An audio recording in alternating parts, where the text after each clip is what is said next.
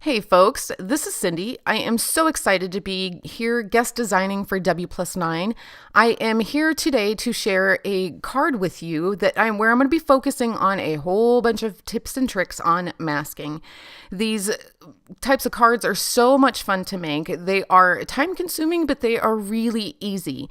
I'm going to be using the Wplus9 Modern Florals series. Now, all of these stamp sets could be used on their own, but I simply love pairing them together, and that's exactly how Dawn designed them. So that one is the Modern Anemones.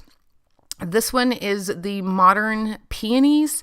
And look at those big, gorgeous blooms. They're amazing. And the sentiments on all of these stamp sets are gorgeous, and they also work well together. Now, this is the Modern Petunias, and I have used this stamp set a ton. I just think the petunias are probably the sweetest flower ever. And then I'm going to be using a tiny little image here, these three little dots in the Wplus9 Biggest Fan stamp set. I don't get to use this one very often, but those little tiny elements in each stamp set are amazing. And then I'm also going to be using the scalloped border die from Wplus9, and I'll show you what that's all about when we get to that point. All right, so let's get started. Now, the first thing to keep in mind when you make cards like these in masking is it's not hard. It's actually really easy to do. It just takes a lot of time. Now, my first tip is to always come up with a plan. This is normally what my kind of plan would look like. It's a mess, and I can tell the difference between each of the separate images, but if it helps you out, cut out those masks and then stamp all of your images just like you're going to make the card. Do it on copy paper. That way, if you mess up, you can throw it in the garbage, no harm, no foul, and you can try again. I have these cut down to 4 inches by 9 inches because that's the size of card I want, and then I know exactly how I'm going to stamp it. Now, for these particular cards, I'm working from the center towards the edge of each card, and no matter how you mask, no matter what kind of scene you put together, it's always the same principle. And then also, I made this snifty little cheat sheet here for you. So as I stamp this card out, you can see exactly what I'm doing. It goes in rainbow order. So we start with the pink right there in the middle. That's the first thing that we're going to stamp. And then we stamp the red, then the orange, then the yellow, green, blue, and purple, so on and so forth. Again, it is the same principle no matter what kind of card you're doing. It's just your approach that might be different. So if I were going to do a scene that had little images all over, and it went from left to right or right to left, top to bottom, it's all the same. So you start with your foreground image, which is the pink, and then you work your way towards the back. And then also another really important tip is to make sure that you have all of your masks cut out beforehand. Stamp and cut out everything you think you might use. You're more likely to use them if you have the mask cut out, but then you're also prepared even if you do decide to use them, and you can always save them for later if you don't. I use 3M full stick Post-it notes for my masks because I can double them up and I can cut out multiple images, the same mask at a time, and that also helps. Now, I have a piece of Neenah Solar White cardstock here. This is 4 inches by 9 inches, and I'm going to lightly draw a line here at the bottom of my panel, and I'm going to choose any one of these lines here. There's really nothing special to it. I'm kind of eyeballing it. I know that I need to give myself a little bit of room here at the bottom of my panel. So it looks like my flowers are going to spill over that a little bit. Plus it gives me some white space at the bottom, and it balances out my card when it's finished. Now, it's totally fine that you stamp some of your images off the panel. In fact, that looks really good because then it gives the eye the illusion that there's more going on outside of that panel, like the scene continues. So I have all of the stamps that I'm going to use for this loaded up here on an acrylic block. This way I can just grab them when I'm ready for them and I don't have to deal with any packaging. And then I'm going to start with that peony right there in the middle. And it's not centered perfectly. I don't care. It doesn't need to be. It just needs to be close. And I kind of am taking into consideration how I want this stamped on the panel, because I know that I want to tuck things in it and around it, behind it. So I'm kind of eyeballing the shape and getting an idea on how that's going to look once I start adding more images. Now I'm using Simon Says Stamp Intense Black ink, and I am using the Memory Misty because this is a large card. You can totally do this with acrylic blocks. It would just take a little bit longer, but it's fine. It's doable. Now I had my mask on there. I'm working on the next layer, which would have been the red. These are the Anemones. And then I'm going to move on to the orange layer. Now, everything that you see here in orange, I'm going to stamp next. The benefit of using the Misty is I can put them all on at once and get them done all at once. But again, an acrylic block will work just fine.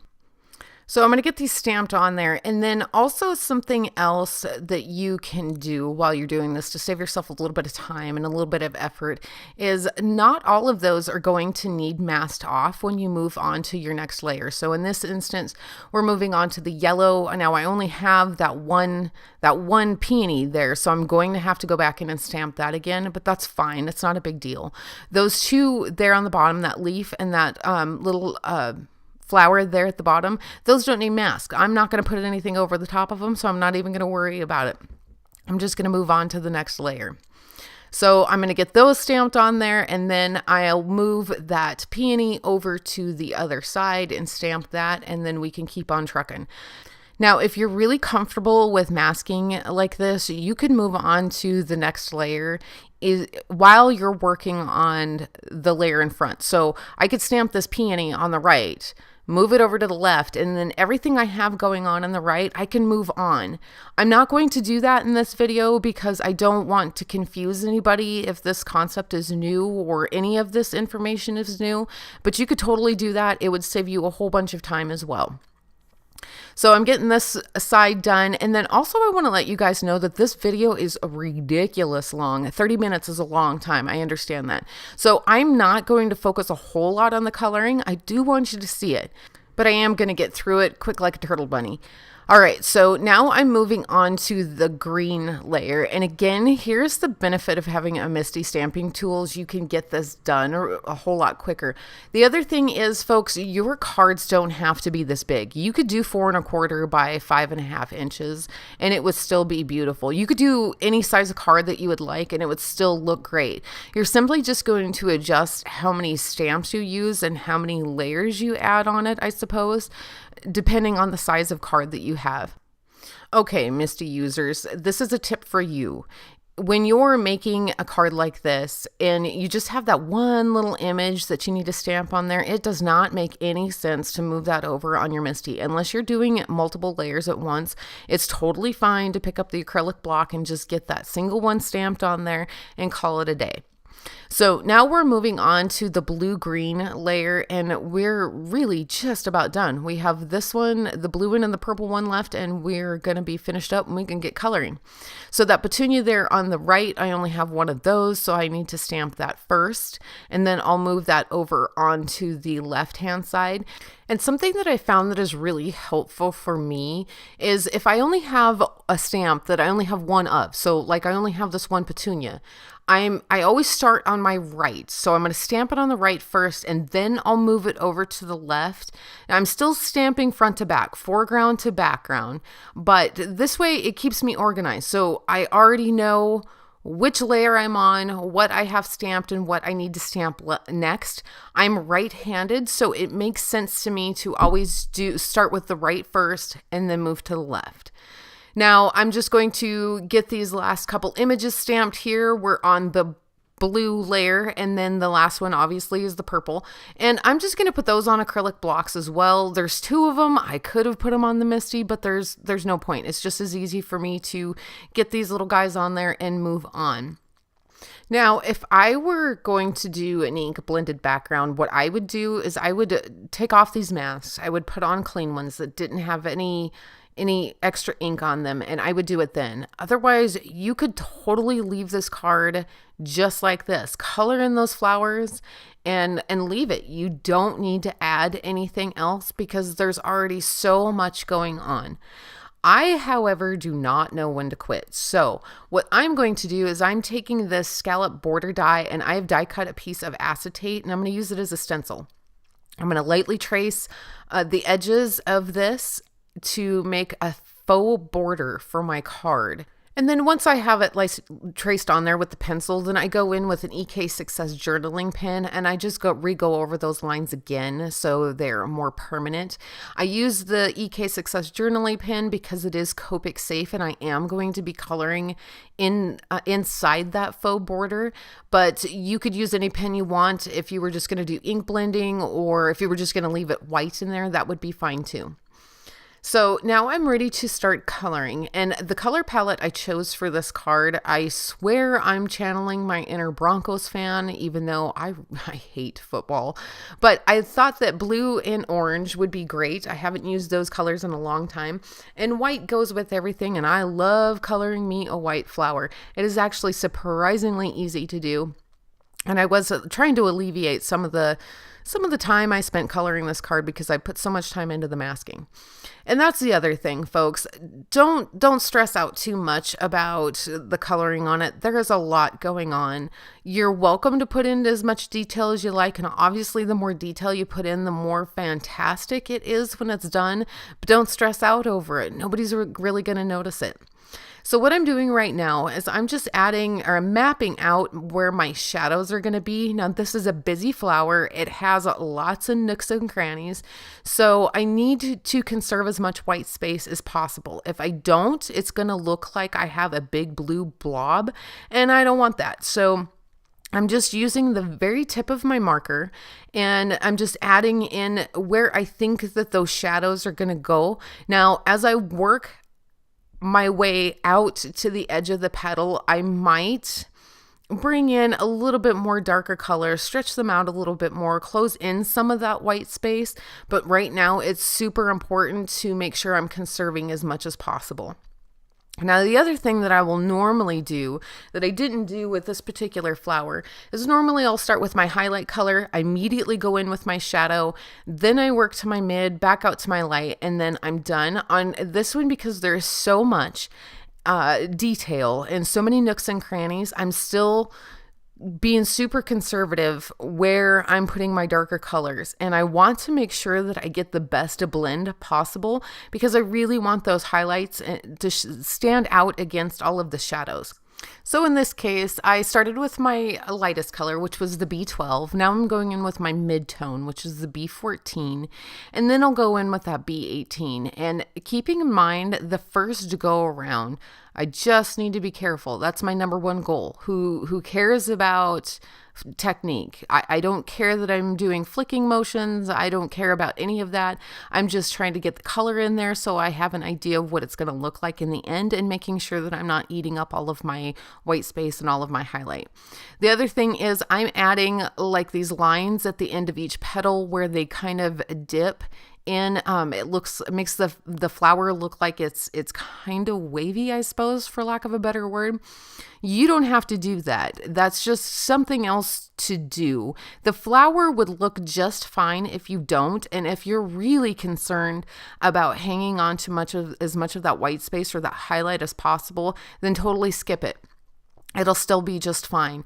I like adding those in there. I think it adds just the right amount of detail without having to put too much time into it. So I will do that. And I'm fairly confident about being able to hang on to my highlights and my white space. But again, skip it if you don't want to do that. Now I'm just about finished up on the shadow color and again, I'm going to work my way out to my lightest and I'm only going to show you this one flower. I'm actually only going to show you one flower of each of them because this was a lot. I think from beginning to end, I probably spent an hour and a half, an hour and 45 minutes on this whole card. It's a lot of coloring. It's a lot of masking. It's a lot of everything. I want you to think of these cards as more of a journey as opposed to a destination, I suppose, if that's not cliche enough. These aren't the type of cards that, hey, you need a birthday card stat, so you're going to throw something together and get it out the door. These are to be enjoyed. These are something that you can do that you can feel really proud of when it's all done. It's another technique that you can add to your arsenal for card making and crafting. And the sky's the limit. One of my favorite things about making cards like this is I get to gather so many different stamp sets and I get to use them all at once.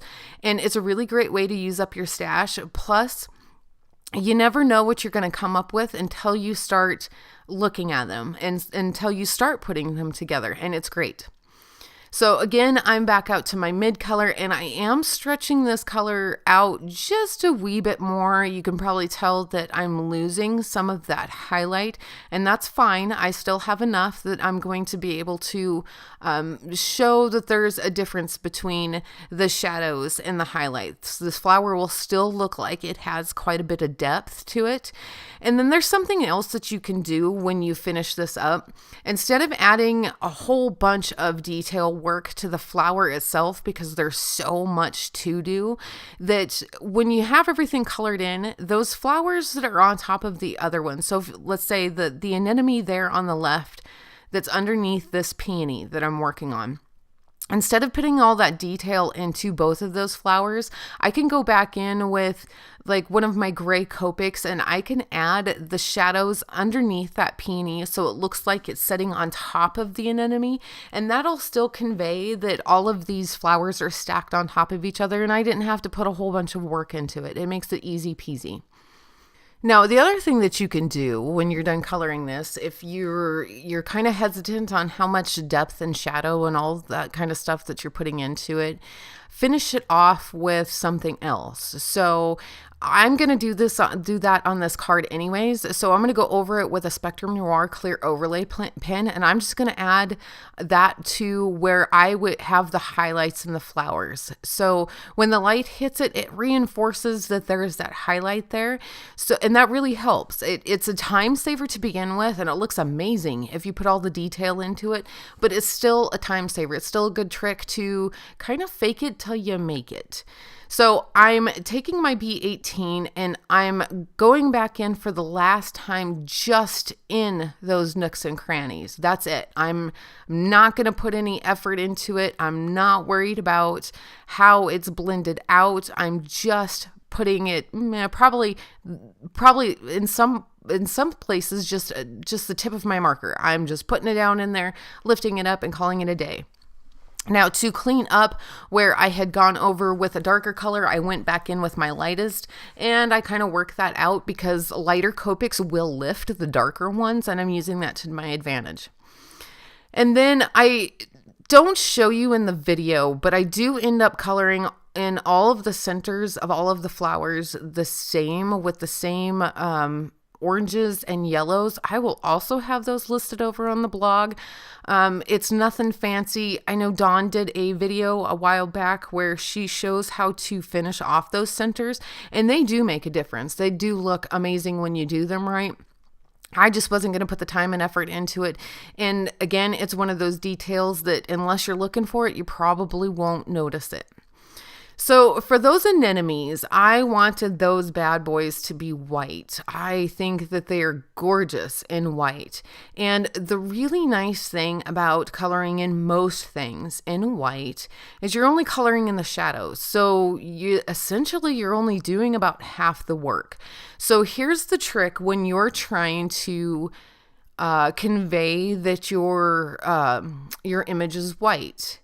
The eye is going to look at anything that is not colored in, and it's going to tell your brain that's white.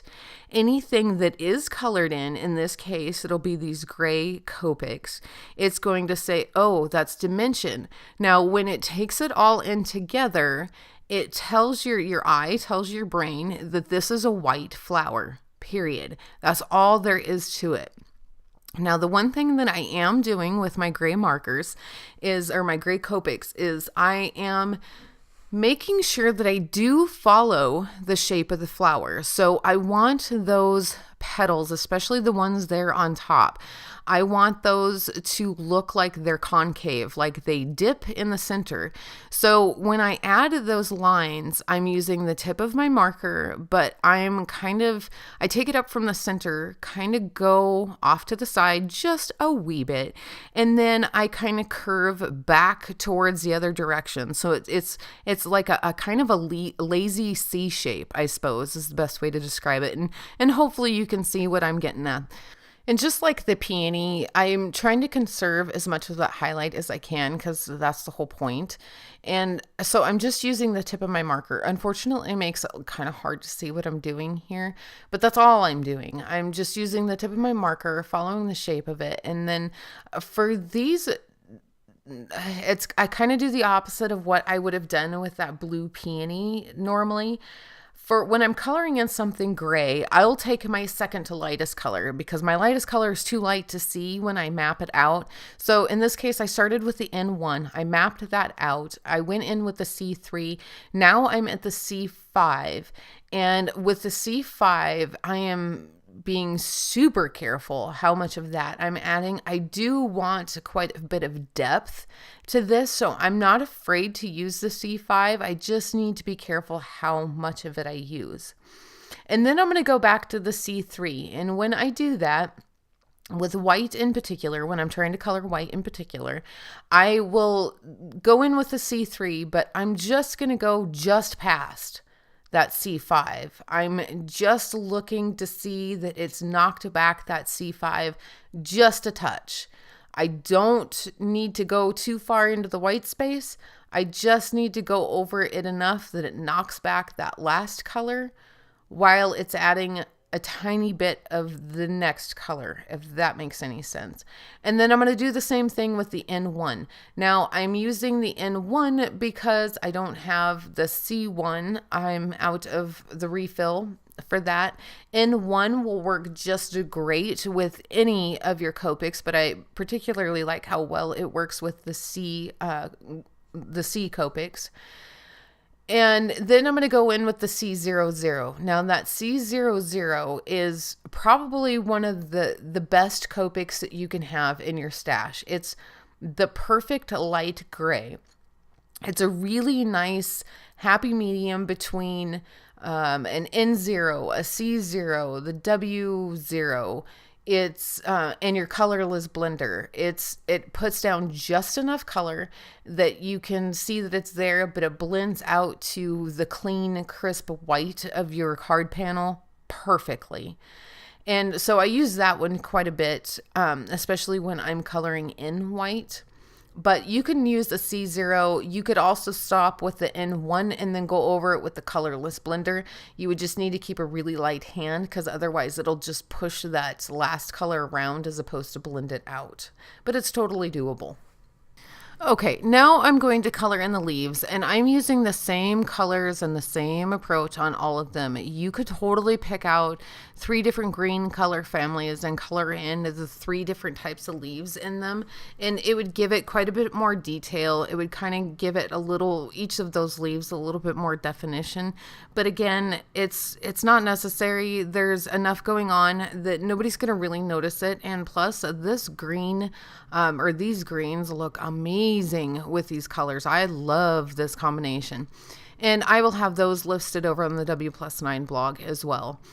So I'm just going to take my darkest color, which is the D29, and I'm just going to go into those nooks and crannies. It's nothing different from what I did on the flowers, and I'm just going to add a little bit of that. I don't want to go too heavy on it because I want these leaves to stand out. They are definitely a part of the scenery here, and they need to shine in their own right. So I'm just being pretty conservative on how deep and dark my shadows are.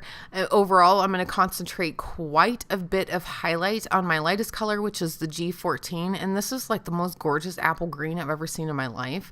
And I really, really like to show that off. So all of them are done the same, nothing special. We're going to move on to the Petunias. And these are actually relatively easy. Now, these are another thing that I like to reinforce, the folds and the depth in them, because I think that's part of a Petunia's charm. And it can be kind of tricky to do that when coloring, especially those ones that are mostly closed up, but you can. The whole point or the whole idea of what you want to do is take your shadow color and you're literally just going to draw in those lines. And then as you work your way out to your lightest color, stretch them out, make them a little bit wider as you go lighter, if that makes sense. And then that's about it. There really isn't a whole lot to them. I show you how to do this one and I show you how to do an open one, but honestly, they're both the same principle. The one thing that I would also note on these is keep as much highlight again on them as you possibly can. You still want whoever's looking at this to see that you have depth and you have dimension. You have, you have this flower that has its own movement and its own shape, but really what's going to stand out the most is the amount of highlight you have on it. Now, some people will keep highlight or show highlight by literally leaving the white space, much like we did on that white anemone. But I don't think that that's always necessary. I think in some cases you can completely color it in with your lightest color, go over it completely, I guess, with your lightest color, and you still see quite a bit of highlight. So on these guys, I used the yellow-red family, but my lightest color was a Y02. I really like the contrast of that. Now the YR18 and the YR38, I think are probably the best orange, yellowish orange blends I've seen. Those are my favorite. I use those quite a bit. And that Y02 and a Y00, those also complement it. Now I didn't use the Y00 on these because I felt like since they were mostly sitting in the back, I wanted them to be just a tiny bit darker than what those anemones and the peonies were. But you totally could. You could still make these a nice bright yellow or a nice bright orange, and they would still be really pretty. Now I did have some bleeding on that anemone. So what I did was I took my colorless blender and I just kind of pushed that back in there. I do have to go over it a couple of times because it was quite a bit of bleeding. And the best way to approach that is go in with your colorless blender, let that dry, and then go back in and continue doing it until you no longer see any of that bleeding. The other thing is I'm going to be doing some Copic coloring inside that faux border, and that's going to help finish pushing that back inside that flower. Now I'm going to finish up this open one. It's the same principle as I did with the closed one. I took my highlight color, I mapped out my shadow, I went in with my darkest color, which was the Y18, and just put in some really fine lines where I wanted my shadows to go. I'm starting to blend that out with the Y35, and nope, I didn't use the Y38. Just kidding. I'm using the Y35. And then I'm going to take in the R14 and I blend that out just a little bit more. Now you can really see where these have all these little fine lines and folds. The last thing that I do when I finish up these flowers is I'm using the tip of my marker, but it's a very, very light touch. It is barely touching my paper, and I just reinforce that.